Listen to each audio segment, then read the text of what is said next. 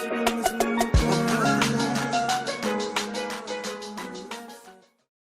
thanks for joining me. Today I'm going to be going over part 2 from the second problem of the 5th week of the summer invariance maths competition. I've already done a video for part 1, so I'll leave a link for that in the description below. And if you don't know what I'm on about with the summer invariance maths competition, I'll leave a link for that in the description below as well. Anyway, this is the full problem, and I've already answered the first part of it. Anyway, let me say it again. Let A alpha be a set of subsets of the integers. So each A alpha is a subset of the integers, and we've got a collection of these A alphas. And it has the property that A alpha intersect A beta is finite whenever alpha is not equal to beta. Prove that there exists some sort of A alpha like this, with the set of A alpha having the same cardinality as the set of the reals. So I've already answered this part. Now I'm going to answer the second part in this video. Furthermore, if we have n a natural number and we insist that A alpha intersect A beta has cardinality less than or equal to n whenever alpha does not equal beta, then does such an A alpha exist? So does such a set of A alpha exist, sorry? I.e., can I find a set of A alphas which are each subsets of the integers with this property here, that the intersection of A alpha intersect A beta is less than or equal to n whenever alpha does not equal beta, and it also has this property here, that the cardinality of the set of A alphas equals the cardinality of the reals. So again, I've answered this first part in a previous video. A link for that will be in the description below. Today I'm going to be answering this second part. So if you want to have a go at the problem, pause the video now and give it a go, and I'm going to jump into a solution. Okay, so the answer to this problem is no. Such a collection of A alphas can't exist, and I'm going to prove that by induction on capital N. So let's look at the base case, capital N equals 0. So then of course that means that A alpha intersect A beta has cardinality less than or equal to 0, but of course that is the same thing as saying that their intersection is empty. So A alpha intersect A beta is empty whenever alpha and beta are distinct. Cool. Now, let's define the union of A alpha. We'll call that capital K. So that's a set, and of course that's a subset of the integers, and that's because each A alpha is a subset of the integers. Okay, and now for any natural number, for any integer k, little k, any integer k which is in capital K, okay, there exists some unique A alpha which contains it. Okay, and the reason for that is, the reason it's unique is because of this property here. If there were two different A alphas, say A alpha and A beta, which contain K, then it would contradict that property there. Okay, cool. So then we can just build the map, look at this map here, and thus deduce that the collection of A alpha must be countable, because obviously capital K is countable because it's a subset of the integers, but then that is a contradiction because in the statement of the question we have that this has the same cardinality as the reals, and of course the reals are not countable. Okay, so that proves the base case. Now let's sort of build an inductive argument.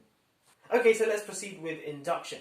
What I'm going to firstly do is show that, suppose for contradiction there's some capital N for which this works, i.e. I can find a collection A alpha with the property that A alpha intersects A beta is less than or has cardinality less than or equal to n. And then what I'm going to do is show that, well, if I have that, then I can do a similar sort of setup and find some, let's say, A tilde sub alpha, a collection of A tilde sub alphas with the property that A tilde alpha intersect A tilde beta. The cardinality of that is less than or equal to n minus 1. So sort of going down by induction.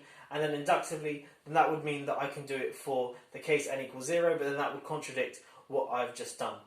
Okay, so maybe let me just clarify that again. I'm going to show that suppose for contradiction I can do it for n, then I'm going to show, well, if I can do it for n, I can do it for n minus 1. Then continuing inductively, that would mean I can do it for the case n equals 0, but as I just showed, that is impossible. Okay, so let's suppose I can do it for some capital N. Then what I'm going to do is define the sets Sk as follows. It's going to be the set of S, subset of the integers with size k.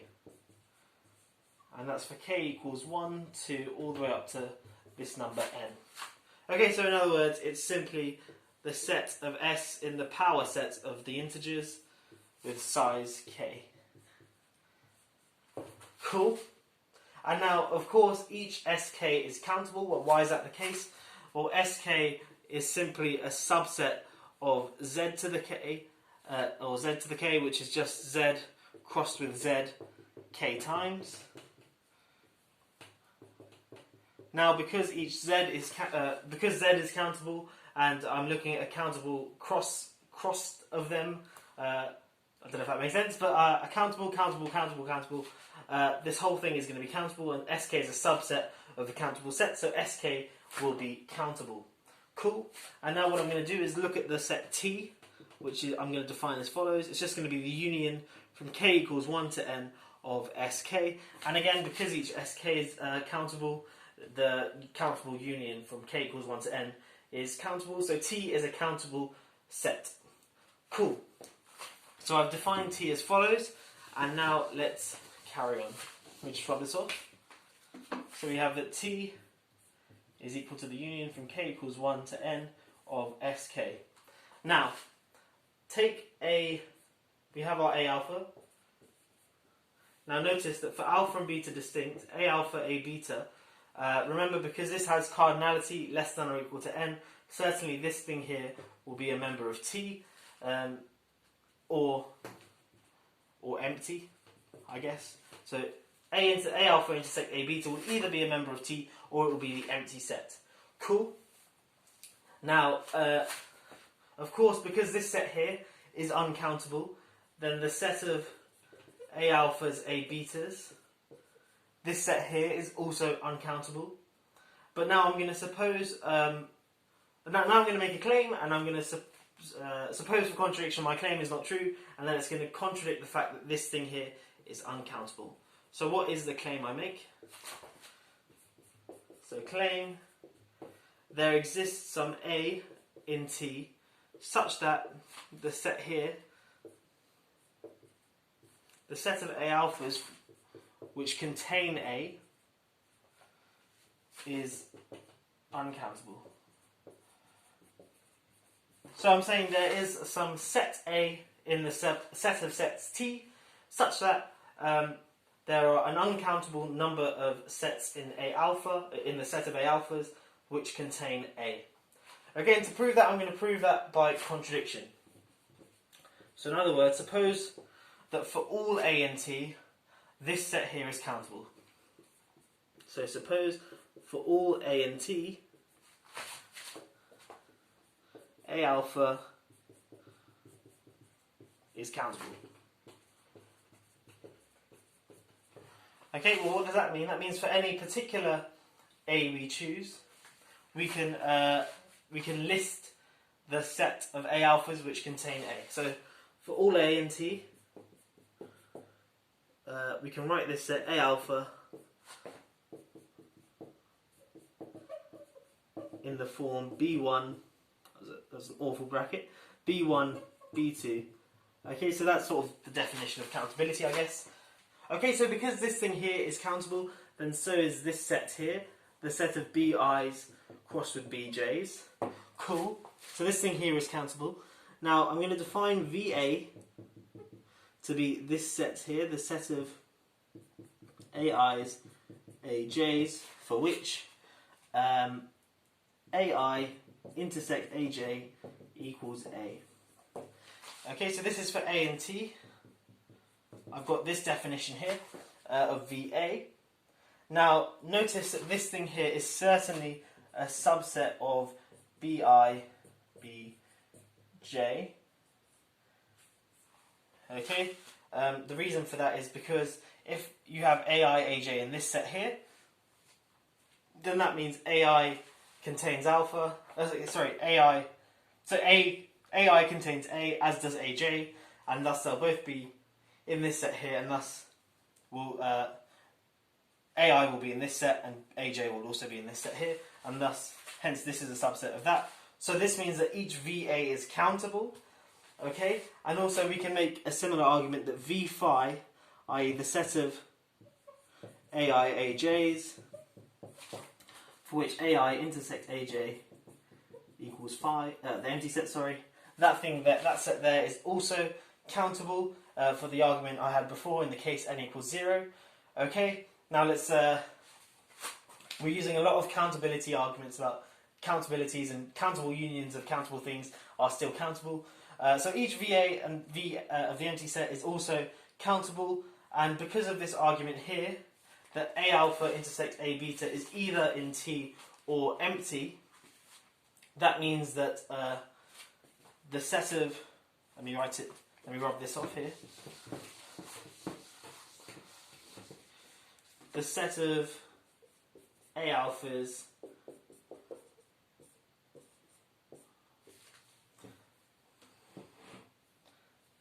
that is going to be a subset of the union of A and T of VA union V empty set. Okay, but that's a countable union, and because T is countable, it's a countable union of countable sets, and this thing here is countable. So this whole thing here is countable, but then that means that this thing here is countable. But as I said before, this is uncountable because A alpha, the set of A alphas is uncountable, so this set here is uncountable. So that's my contradiction. And remember, my claim was that there exists some A and T such that the set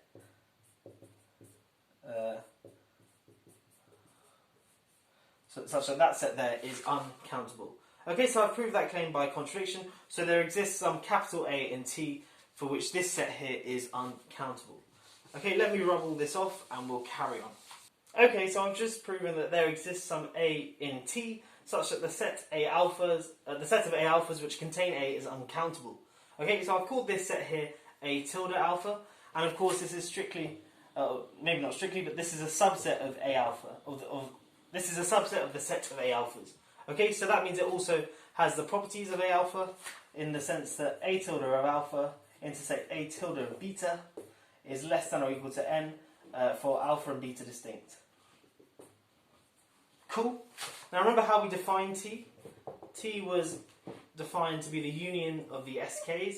That's from K is 1 to capital N. Cool. Now, because each of the SKs are disjoint, because they're all of size SK, each of the elements in SK are of size K, so each of the SKs are disjoint. So then, because A is in T, A is in precisely one of the SKs. So A is in S in one of the SKs. Remember, SK is just the subsets of the integers of size K. So A can be written in this form here. So it's a set of K integers. Okay, but in particular, I can just choose one of the integers, and I'm going to call it little a. So little a is some element in A, and of course this exists because K is at least 1, so A can't be the empty set. Great. Now, what I'm going to do is define B alpha to be A tilde of alpha without the element A. Now, why? Now, firstly, I'm going to make the claim that B alpha intersect B beta is going to be at most n minus 1 whenever alpha and beta are distinct. Well, why is this the case? Well, notice that before, if we look at any alpha and beta, B alpha intersect B beta is the same as simply how we defined it, A tilde alpha without A intersect A tilde beta without A. Okay, and then just using simple properties of intersection, that's the same as A tilde alpha intersect A tilde beta without A. Now notice, because each A tilde alpha and A tilde beta came from this set of A tilde alphas, and this thing here is a subset of A, and I've just said that little a is in capital A, then that means that little a is in each of these things here, and thus is in the intersection. But then, of course, I'm taking away the element A. Now remember before, this thing here had size at most n, but then because I'm taking away the element A, this thing here must have size at most n minus 1. And that's sort of my claim proved, that B alpha intersect B beta has cardinality at most n minus 1 when alpha and beta are distinct. And then you can sort of see I can proceed by induction, because, well, look, the set of beta alphas is simply the set of A tilde alphas without the element A, and this thing here is uncountable by the way it was constructed, so that means that the beta alphas are uncountable and have cardinality at most n minus 1 whenever alpha and beta are distinct, so it meets the conditions of the initial problem. So then I can apply the same argument on beta alpha to find some set C alpha which has this property here, but swapping n-1 with n-2. And then I can proceed by induction and find a collection, which I'll call, say, A prime alpha.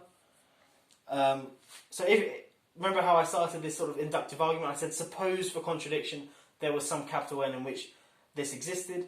Then using this inductive argument, going down to 0, I'd be able to find some A prime alpha, which is uncountable, and has this property here that A prime alpha intersect A prime beta has cardinality less than or equal to 0, i.e. A prime alpha intersect A prime beta is the empty set whenever alpha and beta are distinct.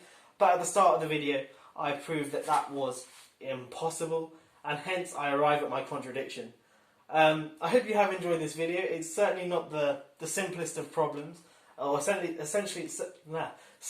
not the most simple of problems in terms of writing it all out. You've got to have lots of countability arguments and lots of uncountability arguments, but I hope it has made sense. We showed that there must exist some set A with this property here, which is uncountable, and we did that by contradiction, by supposing all the elements in T were countable, or all the corresponding sets here from the elements in T were countable, and then we arrived at a contradiction which contradicted our original assumption that the collections of A alphas, the set of collections of A alphas was uncountable.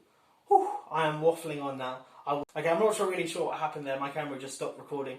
Anyway, I hope you have enjoyed this video, and I hope you have a great day. See you in the next one.